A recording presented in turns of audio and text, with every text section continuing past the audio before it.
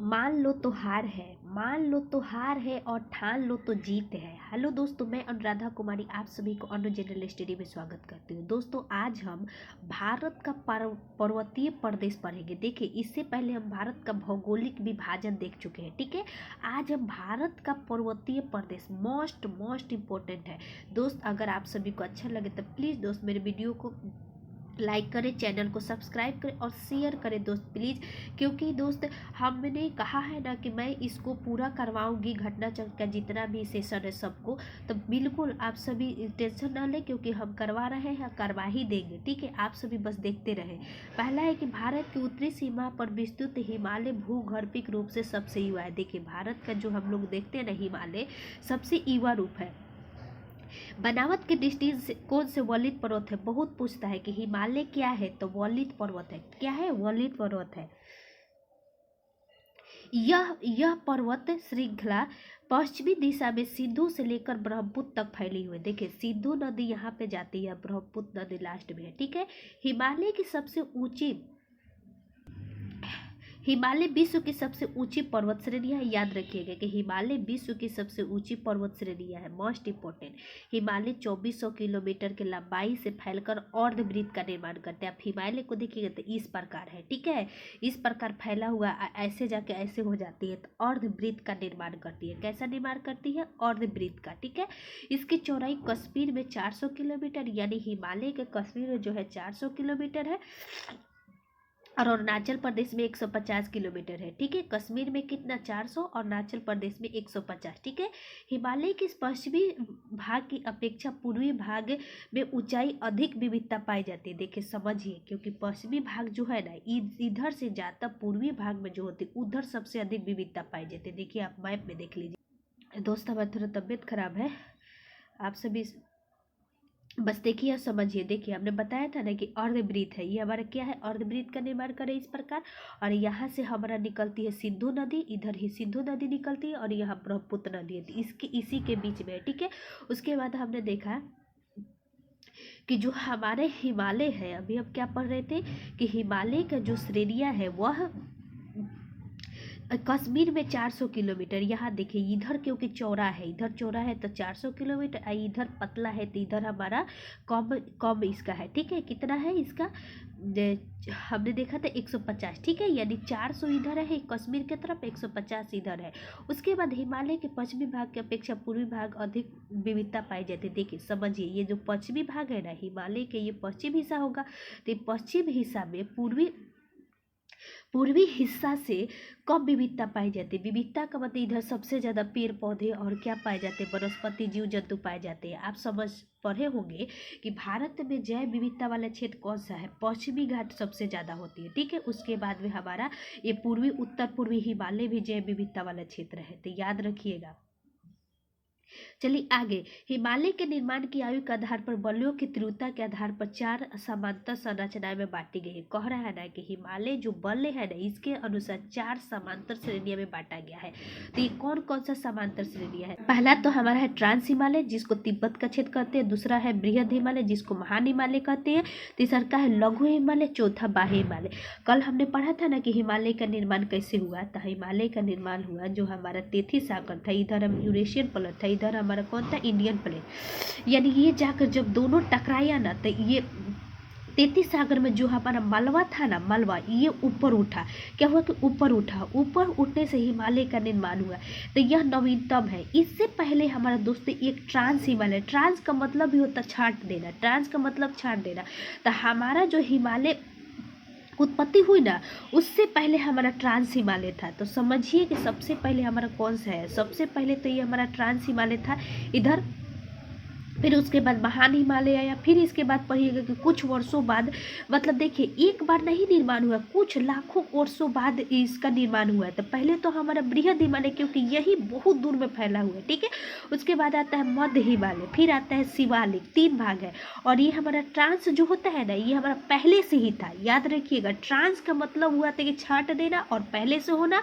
उसके बाद बृहद हिमालय, जिसमें हमारा जिसको हम लोग महान हिमालय भी कहते हैं। बृहद का मतलब ही होता है महान, और लघु हिमालय को ही हम लोग मध्य हिमालय कहते हैं। ठीक है, लघु हिमालय को ही मध्य हिमालय कहते हैं, याद रखिए। 12 के बाद छोटा यानी लघु, जो कि ऐसे देखा जाए तो मध्य में पड़ता है 3 गो की, यानी ट्रांस तो हमारा छाट ही दीजिए। दूसरा का आता है महान, तीसरा का आता है शिवालिक। शिवालिक का बीच में कौन आता है, मध्य में आता है लघु। ठीक है, याद रखिएगा। तो उसके बाद होते हैं बाहे, क्योंकि सबसे बाहरी में है बाहे, इसको हम लोग उप हिमालय भी कहते हैं, चाहे शिवालिक भी कहते हैं, याद रखिएगा। हिमालय की सभी श्रेणियों का उत्थान टर्शियरी काल के विभिन्न युगों में हुआ है। कब हुआ है, टर्शियरी काल के विभिन्न युगों में।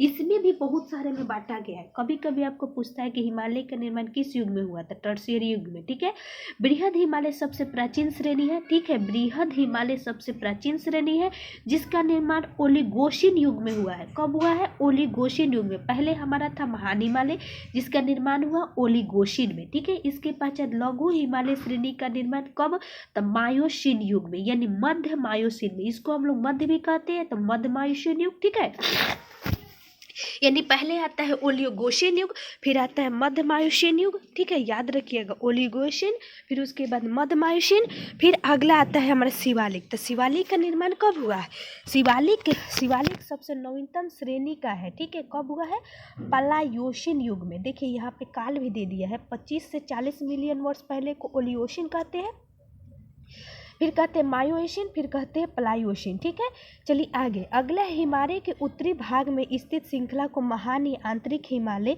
या हिमाद्री कहते हैं। कह रहा है कि जो हमारा हिमालय है ना, इसकी जो ऊपर वाला श्रेणी है, इसको क्या क्या नाम दिया गया। पहले तो महान, तो महान है तो बड़ा भी होगा, बड़ा है तो हमारे हिमाद्री। देखिए इसको महान हिमालय जो होते हैं ना, हिमाद्री क्यों कहा जाता है, क्योंकि वह सालों भर बर्फ से ढका रहता है। ठीक है, अगला है कि यह सतत श्रृंखला है, ये क्या है, सबसे सतत श्रृंखला है। देखिए यहाँ लिखा है कि सतत श्रृंखला है, जिसमें 600 मीटर की औसत ऊंचाई वाले सर्वाधिक ऊंचे शिखर है। तो आपको समझ में क्या है, इससे क्या समझे, यानी जो हमारा महान हिमालय है ना, सबसे पहले तो ट्रांस हमारा था, फिर उसके बाद महान है।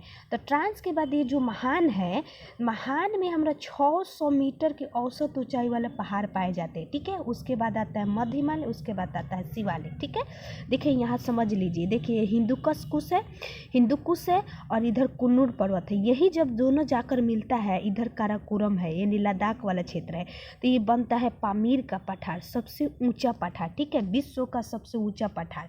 उसके बाद आता है दोस्तों महान हिमालय, इसमें भी कई भागों में बांटा गया है। आप देखिएगा यहाँ है काराकोरम, लद्दाख, जास्कर, पीर पंजाल। क्या होता है, पहले KL, उसके बाद JP, KLJP, याद रखिएगा, अपने दिमाग पर रखिएगा, पहले KLJP। ठीक है, पहले KLJP। ठीक है, कौन आ रहा है, काराकोरम, लद्दाख, जास्कर और पीर पंजाल। फिर इसके बाद आगे देखिएगा कि हमारा ये शिवालिक का भाग है। कौन सा है, शिवालिक का भाग है। ये पूछता है कि जो हमारा श्रेणियाँ है ना, यह कौन कौन कब आता है। ठीक है, उसके बाद आता है दोस्तों, इधर आगे बढ़िए तो देखिए यहाँ पे एवरेस्ट है जो हिमालय की सबसे ऊंची चोटी है, हिमालय की सबसे ऊंची। महान हिमालय के ही भाग है हमारा हिमालय। ठीक है, महान हिमालय के ही भाग है हिमालय, जिसकी सबसे ऊंची चोटी कौन सा है, एवरेस्ट, याद रखिएगा। ठीक है, यही जो होती है ना, आगे कट जाती है, आगे जाकर आप पढ़िएगा कि कहाँ जाके मिलती है। देखिए अगर हमारा आगे समय रहता ना, तो हम इसको बोर्ड पे बहुत अच्छे से समझाते। आगे आने वाले समय में मैं कोशिश करूँगी कि BPSC के लिए बहुत अच्छे से इसको देखा जाए, लेकिन फ़िलहाल हम लोग टारगेट कर रहे हैं ऑब्जेक्टिव पर। ऑब्जेक्टिव समझ लीजिए और बनाते चलिए। ठीक है, देखिए यहाँ पे आता है, फिर आता है डफला, मीरी, नमचा, फिर पटकाई, फिर नागा, फिर मिजो, यही जाके अंडमान निकोबार में चला जाता है। ठीक है, अब समझिए, महान हिमालय स्थित एवरेस्ट विश्व की सर्वोच्च चोटी है। यह नेपाल और तिब्बत सीमा पर स्थित है। कंचनजंगा हिमालय पर्वत श्रेणियों में स्थित विश्व की तीसरी सबसे ऊंची चोटी है। कौन सा है, देखिए महान हिमालय में स्थित एवरेस्ट विश्व की सर्वोच्च चोटी है। यह नेपाल और तिब्बत की सीमा पर स्थित है। याद रखिएगा, नेपाल और तिब्बत की सीमा पर कौन सा हमारा स्थित है, एवरेस्ट। यहाँ है हमारा नेपाल, और यहाँ पे नेपाल है ना, तो ये हमारा एवरेस्ट है, और ये इधर तिब्बत पड़ता है, इस दोनों के सीमा पर स्थित है। ठीक है, उसके बाद कंचनजंगा आप देखिएगा, तो कंचनजंगा हमारा दोस्त है हिमालय पर्वत श्रेणी में स्थित विश्व की तीसरी सबसे बड़ी चोटी, पहला तो हमारा एवरेस्ट है, दूसरा का केटू आ जाएगा और तीसरा का आ जाएगा हमारा दोस्तों कंचनजंगा। तो क्या है, हिमालय पर्वत श्रृंखला में स्थित विश्व की तीसरी सबसे ऊंची चोटी है। ठीक है, उसके बाद यह दोस्तों पूरब में तीस्ता और पश्चिम में तामूर नदी। देखिए यहाँ आप देखिएगा कि जो हमारा कंचनजंगा है दोस्तों, इधर है हमारा तामूर नदी, क्योंकि पूरब में हम लोग पढ़े ना कि तामूर नदी है, पश्चिम में कौन सा है हमारा, पूरब में हमारा, देखिए पूरब में तीस्ता नदी, पूरब में तीस्ता, यहीं से तीस्ता नदी निकलती है। ठीक है, तीस्ता नदी, और इधर से तामूर नदी, तो पश्चिम में तामूर और पूरब में हमारा क्या है, तीस्ता। मोस्ट इम्पोर्टेंट याद रखिएगा, पूरब में हमारा कौन सा है, तीस्ता, पश्चिम में हमारा तामूर। ठीक है, कंचनजंगा पूर्वी नेपाल और भारत सिक्किम राज्य की सीमा पर स्थित है। तो आप देख लिए कंचनजंगा है, इधर हमारा नेपाल है दोस्त, नेपाल है जो हमारा, तो इधर हमारा पूर्वी सीमा हो जाएगा और यहाँ पे हमारा सिक्किम है। तो ये दोनों के बॉर्डर पर स्थित है कौन, हमारा कंचनजंगा। ठीक है, यानी नेपाल और सिक्किम के बीच स्थित है, कहीं कहीं आपको भारत और नेपाल भी देगा। अन्नपूर्णा चोटी की स्थिति उत्तर मध्य हिमालय में है। कौन सा है, अन्नपूर्णा चोटी की स्थिति उत्तर मध्य नेपाल में है। ठीक है, देखिए अन्नपूर्णा आपका नेपाल में पड़ता है। ठीक है, कहाँ पड़ता है, अन्नपूर्णा नेपाल में पड़ता है, याद रखिएगा। चलिए आगे है हमारा कि धौलागिरी चोटी नेपाल के मध्य में स्थित है, यानी अन्नपूर्णा और धौलागिरी भी नेपाल में स्थित है। ठीक है, महान हिमालय के वलय की प्रकृति असीमित है, यानी महान हिमालय जो है इसकी प्रकृति असीमित है, अभी तक सीमित नहीं है, इसमें कब तक बढ़ेगी कोई गारंटी नहीं है। ठीक है, हिमालय के इस भाग के क्रोड को ग्रेनाइट कहते हैं। ग्रेनाइट कौन सा है, आग्नेय चट्टान है, आप पढ़े होंगे ना। यह श्रृंखला हमेशा बर्फ से ढकी रहती है, यानी जो महान हिमालय है ना, ये एनी टाइम यानी हमेशा बर्फ से ढकी रहती है। इसमें बहुत से हिमानियाँ प्रभावित होती है, यानी कहने का मतलब कि बहुत से हिमानी यानी बर्फ से ढका रहता है, जिसके कारण हम लोग पढ़े हैं ना कि जो हमारा जैसे कि बहुत सारे हिमानी का नाम हमने पढ़ा था कि गंगा नदी तंत्र में पढ़ा था ना कि जो हमारा गंगा नदी निकलती है गंगोत्री नामक हिमानी से, यमुना नदी निकलती है बंदरपुर की यमुनोत्री नंबर हिमानी से। ठीक है, तो यही हिमानियाँ है जहाँ से वर्ष भर उसमें जल बहती है। ठीक है, और वहाँ से नदियाँ निकलती है। आगे ये सतत वाहिनी होती है, यानी हमेशा बहती रहती है। ठीक है, सतत वाहिनी मतलब हमेशा बहना, क्योंकि यह हिमालय से निकलती है और हमेशा हिमानी युक्त होती है जो बर्फ से ढकी रहती है। महान हिमालय दक्षिण में स्थित श्रृंखला को लघु हिमालय या मध्य हिमालय कहते हैं। हमने बताया ना कि जो हमारा महान हिमालय यहाँ है तो यहाँ लघु हिमालय यानी दक्षिण में इसका पड़ रहा है, तो वहीं बोल रहा है। इसका निर्माण मुख्यतः अति संपीड़ित एवं परिवर्तित शैलों से हुआ है। ठीक है, यानी जो इसका निर्माण हुआ, हम लोग तो महान को पढ़े ग्रेनाइट से, लेकिन इसका निर्माण संपीड़ित एवं परिवर्तित शैलों से हुआ है। ठीक है, इसकी औसत ऊंचाई कितनी होती है, 3700 से 4500 मीटर। हम लोग महान का पढ़े थे 6000, तो इसमें पढ़े 3700 से 4500 मीटर। ठीक है, और औसत चौड़ाई 50 मीटर है, याद रखिएगा, यानी 3700 से 4500। मध्य हिमालय में पीर पंचाल श्रृंखला सबसे लंबी है। देखिए हम लोग पढ़े कि वो जो हमारा सबसे महान हिमालय था उसके बारे में पढ़े थे। अब हम मध्य हिमालय जो है ये इसको लघु हिमालय भी कहते हैं। इसमें पीर पंचाल, इसी में हम लोग बनिहाल दारा स्थित है। पीर पंचाल में सबसे लंबा सुरंग हमारे यही था, लेकिन आज के करंट अफेयर्स में ये बदल चुका है। ठीक है, धौलाधर या महाभारत श्रृंखला भी महत्वपूर्ण है, यानी देखिए जो नाम से होगा ना, पीर पंचाल में धौलाधर एवं महाभारत श्रेणियाँ भी पाई जाती है। ठीक है, इसी श्रृंखला में कश्मीर की घाटी जो कांडला एवं कुल्लू, जैसे कि जितने भी नाम है हम लोग घूमने नहीं जाते हैं, मंसूरी, कांडला, कुल्लू, ये सब कहाँ आता है, मध्य हिमालय में ही आता है। ठीक है, चलिए आगे अगला है हमारा कि हिमालय की सबसे बाहरी श्रृंखला को शिवालिक कहते हैं। क्या कहते हैं, शिवालिक। हमने पढ़ा महान हिमालय, मध्य हिमालय या लघु हिमालय, तब शिवालिक, जिसको बाह्य हिमालय या इसको पादीय हिमालय भी कहते हैं। क्योंकि देखिए कोई हमारा हिमालय है, ये हमारा ट्रांस तो हमारा रहेगा ही हमेशा, महान हिमालय है, मध्य हिमालय, लघु हिमालय है, सॉरी शिवालिक है। तो इसके सबसे नीचे है, यानी निचले पैर को पाद कहते हैं। जैसे कि हम लोग का सबसे निचला हिस्सा क्या होता है, पैर होता है, उसी प्रकार शिवालिक को पाद हिमालय भी कहा जाता है।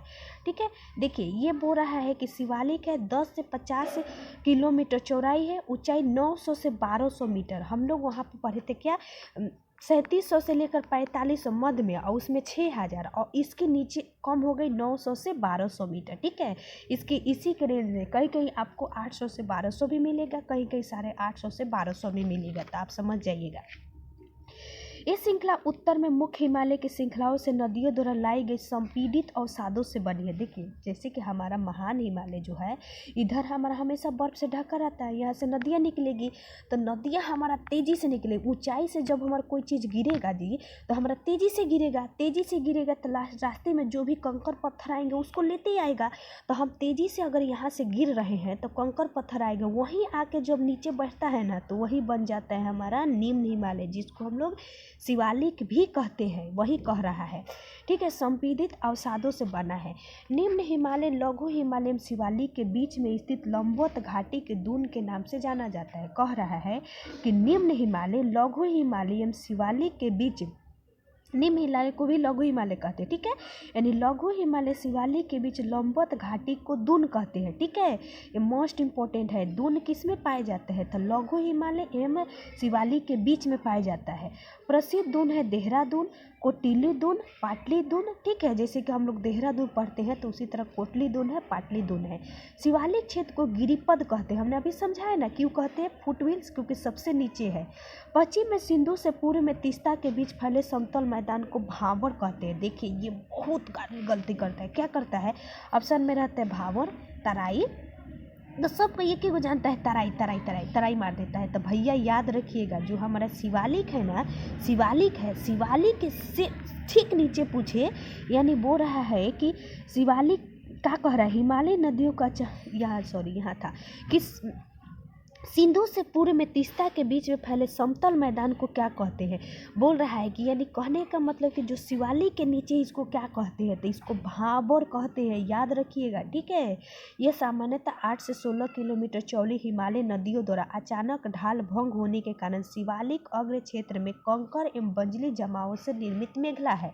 क्या समझा रहा है कि अचानक जब ऊपर से नदियाँ चलती है, तो जो शिवालिक है, शिवालिक के नीचे सब क्या होता है, ये तो अवसाद से जमा है, और इससे भी जब चलती है ना, तो कंकर वाला क्षेत्र आती है, कंकर बालू पत्थर सब रहता है, तो इसमें क्या होती है, नदियाँ लुप्त हो जाती है। यानी भाबर क्षेत्र जो रहेगा ना, उसमें नदियाँ लुप्त रहती है। ठीक है, तो उसी को हम लोग कहते हैं भाबर, वो ठीक शिवालिक के नीचे पाई जाती है, याद रखिएगा, मोस्ट इम्पोर्टेंट। ठीक है, आगे हमारा कि शिवालिक अग्र क्षेत्र में कंकरी बंजरी जमाव के मेघला होती है, भावर। ठीक है, वही बात, कंकर बंजरी सांद्रता इतनी अधिक होती है कि समूची नदियाँ इसमें लुप्त हो जाती है। अब बताइए, बहुत सारे कंकर होंगे छोटे बड़े, तो नदियाँ दिखाई देगी नहीं ना, दिखाई देगी। यह जो होती है ना, यहाँ पे पेड़ पौधे नहीं होती है, जैव विविधता नहीं पाया जाता है, क्योंकि कंकर में थोड़े कोई चीज़ पाया जाएगा। धरातल पर सूखी घाटी दिखाई देती है, कहने का मतलब कि धरातल पर सूखी घाटी दिखाई देती है, लेकिन इसमें नदियाँ लुप्त होकर नीचे से निकल जाती है। ठीक है, उसके बाद बोल रहा है कि भावर मैदान की चौड़ाई पूर्व में कम और पश्चिम में अधिक है। ठीक है, भावर के दक्षिण में 15 से 30 किलोमीटर चौड़े दलदली क्षेत्र फैला हुआ है, जिसे तराई कहते हैं। यही कह रहा है कि भावर के जो नीचे, भावर के दक्षिण में, यानी पहले तो शिवालिक समझ लीजिए, फिर भावर थोड़ा सा समझ लीजिए, फिर इसके नीचे हमारा तराई क्षेत्र होती है जो दलदली होती है। ठीक है, समझिए बात को। आगे है हमारे कि महान हिमालय के उत्तर में ट्रांस हिमालय स्थित है। हम कितना बार कह रहे हैं, पामीर की गांठ ट्रांस हिमालय में ही स्थित है। ठीक है, काराकोरम पर्वत श्रेणी भी ट्रांस हिमालय का ही भाग है। हिंदू धर्म पवित्र कैलाश पर्वत भी ट्रांस हिमालय पर्वत श्रेणी के पश्चिमी हिस्सा में स्थित है। ठीक है, जो हम लोग घूमने जाते हैं कैलाश पर्वत, वो भी हमारा ट्रांस का ही भाग है। आगे, हिमालय को पश्चिम से पूर्व में स्थित क्षेत्रों के आधार पर भी विभाजित किया गया है। इन वर्गीकरण को नदियों घाटियों के सीमाएं के आधार पर किया गया है। उदाहरण के आधार पर देखिए क्या हुआ है कि पहले तो हमारा पर्वत के आधार पर बांटा गया। ठीक है, लेकिन कहा गया कि मान लीजिए कि पर्वत के आधार पर यहाँ से यहाँ तक अध्ययन करने में दिक्कत हो रहा था, तो क्या किया गया, नहीं कि इसको नदी के आधार पर बांट दिया गया, क्योंकि आप नदी के आधार पर बांटिएगा तो इस प्रकार है, तो यहाँ से यहाँ एक क्षेत्र, यहाँ से यहाँ एक क्षेत्र, यहाँ से यहाँ एक क्षेत्र, यहाँ से यहाँ एक क्षेत्र। इसलिए इसको क्या किया गया कि लंबाई के अनुसार, चौड़ाई के अनुसार ना बांट के छोटे छोटे लंबाई में बांटा गया। ठीक है, तो उसको हम लोग कहते हैं नदी श्रेणी। ठीक है, तो सतलज सतलज एवं सिंधु के बीच स्थित को पंजाब हिमालय कहते हैं। आप ऊपर मैप देखिएगा तो इधर पंजाब होता है, ठीक है, इधर जम्मू कश्मीर, लद्दाख, हिमाचल प्रदेश, इधर उत्तराखंड, इधर हरियाणा, इधर पंजाब होता है। तो इसका नाम दिया गया है दोस्तों पंजाब हिमालय। याद रखिएगा, ऊपर हमारा पंजाब पड़ता है तो सिंधु से सतलज के बीच पंजाब हिमालय, ठीक है, यानी सिंधु नदी यहाँ है अगर तो सतलज नदी यहाँ है, दोनों को बताया गया है पंजाब, ठीक है।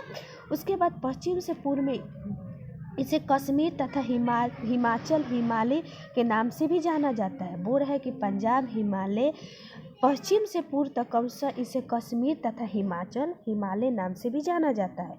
अब आगे सतलज से काली, देखिए सिंधु से सतलज, सतलज से काली हिमालय के भाग को कुमायूं कहते हैं, ठीक है। उसके बाद काली से तीस्ता के बीच को नेपाल हिमालय कहते हैं और तीस्ता से दिहांग के बीच को असम हिमालय कहते हैं। अब हम इसको मैप में समझा देते हैं आपको। देखिए इधर हमने बताया कि सिंधु नदी इधर निकलती है, ऐसे जाती है सिंधु नदी, तो सिंधु से सतलज यहाँ से प्रवेश करती है, यहाँ से निकलती है, तो इसको बांटा गया पंजाब हिमालय में, ठीक है। फिर उसके बाद में पंजाब हिमालय यहाँ पे हमारे बहती है नेपाल में काली नदी, ठीक है, नेपाल में काली नदी जिसको हम लोग शारदा नदी भी कहते हैं। तो यहाँ से सतलज से लेकर काली के बीच के नदी को हम लोग क्या कहते हैं, कुमायूं हिमालय कहते हैं। कुमायूं, कुमायूं आप पढ़िएगा कि उत्तराखंड का ही एक क्षेत्र है, ठीक है, कुमायूं। फिर आप बढ़िएगा काली से तीस्ता, तो तीस्ता हमारा कहाँ था दोस्त, तीस्ता कहाँ था हमारा, तीस्ता था यहाँ पे, तीस्ता था हमारा पश्चिमी क्षेत्र में, ठीक है, यहाँ पढ़ रहे थे कंचनजंगा के पश्चिमी क्षेत्र में। तो इसको हम लोग कहते हैं नेपाल, क्योंकि यह नेपाल का ही क्षेत्र पड़ता है, ठीक है। उसके बाद हमारा आता है दोस्तों तीस्ता से लेकर कहीं कहीं आपको दिहांग देगा, कहीं कहीं ब्रह्मपुत्र देगा, क्योंकि वही इसी का नाम है। तो इसको हम लोग कहते हैं असम, क्योंकि यहाँ असम राज्य है इसलिए इसको असम। तो इसको कहते हैं हम लोग पंजाब, इसको कहते हैं कुमायूं, इसको कहते हैं नेपाल क्योंकि नेपाल क्षेत्र में आता है, इसको कहते हैं असम। मोस्ट इम्पोर्टेंट, आप एक बार रट जाइएगा, ठीक है। चलिए आगे, अगला है हमारा, हम यहाँ तक देख लिए। आगे है हमारे दोस्तों कि ब्रह्मपुत्र नदियों के हिमालय में सबसे पूर्वी सीमा बांधती है, यानी ब्रह्मपुत्र नदी इधर हमारे, देखिए ऐसे मैप बार बार हम बता रहे हैं कि यहाँ सिंधु है तो इधर हमारा ब्रह्मपुत्र है, ठीक है। तो ब्रह्मपुत्र नदी हिमालय की सबसे पूर्वी सीमा पर पूर्वी तरफ है, क्योंकि हम लोग बार बार बताए कि इधर पूर्व होता है उत्तर मैप में, इधर उत्तर, नीचे दक्षिण, इधर पश्चिम, ठीक है। तो दिहांग महाखंड या बाहे बाद हिमालय दक्षिण की ओर तीखा मोड़ बनाते हैं। अब देखिए हम लोग जब मैप देखिएगा तो मैप देखिएगा तो इस प्रकार हमारा भारत का मैप है, देखिए हम आपको बता रहे हैं ऐसे हमारा है मैप भारत का। तो यहाँ पे जब ब्रह्मपुत्र नदियाँ चलती है ना तो क्या होता है कि यहाँ ऊंचा क्षेत्र बन जाते हैं, तो उधर नहीं मुड़ पाती है। तो उसके बाद अगर लगातार कोई नदी आ रही है, इधर पहाड़ की वजह से नहीं जा पा रही है तो अचानक नीचे मुड़ेगी, तो यही नीचे मुड़ी है ना तो यहाँ विशाल खंड का निर्माण करती है। यानी अगर आप दूर से कहीं नीचे गिरिएगा तो कहीं पर गड्ढा जोर से हो जाएगा, तो उसी को हम लोग कहते हैं गार्ज या महाखंडज, ठीक है, याद रखिएगा। हिमालय दक्षिण की ओर तीखा मोड़ बनाते हुए पूर्वी सीमा के साथ फैला जाता है। सही बात बता है, हमने बताया कैसे कैसे मुड़ गई हिमालय, ठीक है। इसमें पूर्वांचल या पूर्वी हिमालय के नाम से भी जाने जाते हैं, ठीक है। ये पहाड़ियाँ उत्तर पूर्वी राज्यों से होकर गुजरती है। अब आगे देख लिए कि पूर्वी हिमालय की पहाड़ियों का अधिकतर समांतर श्रृंखलाएं एवं घाटियों के रूप में फैली है। पूर्वांचल में पटकाई, ये पटकाई, नागा, मिजो, नागपुर, देखिए हमने मैप में यहाँ बता दे रहे हैं आपको। देखिए ये हमारा जब हिमालय आती है ना तो ऐसे हम बताएं ना कि यहाँ इसे उठी हुई है फिर ऐसे मुड़ जाती है, तो यहाँ पे अलग अलग नाम दिया गया है। तो अलग अलग नाम क्या है, देखिए यहाँ आती है तो पहले तो कंचनजंगा हो गया, फिर डाफला हो गया जो कि हमारा डाफला अरुणाचल प्रदेश में, मिसमी है, नामचा बरवा ये हमारा क्या है पर्वत है जो सबसे पूर्वी पर्वत है, याद रखिएगा सबसे पूर्वी नामचा बरवा। फिर जैसे मुड़ती है तो इसका पटकाई पहाड़ी हो जाती है, फिर नागा पहाड़ी नागालैंड में, फिर मिजो पहाड़ी मिजोरम में, ठीक है। आप लोग पढ़िएगा कि काराकोरम लद्दाख जो हमारा गारो खासी जयंती है ये हमारा हिमालय का भाग नहीं है, ये हमारा कल ही पढ़े थे ना कि मेघालय का जो है ना वो मालदा गैप द्वारा अलग हो गया है और यह उत्तर पूर्व में चला गया है, ठीक है। तो याद रखिएगा गारो खासी पहाड़ियाँ हिमालय का भाग नहीं है, ठीक है। ये आपका खाली याद रखना है क्या कि हमारा यहाँ से आता है पटकाई जो कि इधर हमारा सीमा बनाता है म्यांमार से, फिर नागा नागालैंड में, मिजोरम में, यही बात यहाँ कह रहा था, ठीक है। देखिए दोस्तों, आज हम यहीं पर रहने दे रहे हैं क्योंकि वीडियो हमारा लंबा हो जाएगा दोस्त। कल हम ऑब्जेक्टिव देखेंगे और ऑब्जेक्टिव के साथ साथ समझ भी बताएंगे, ठीक है। थैंक यू सो मच दोस्तों। अगर आप सभी कंटिन्यू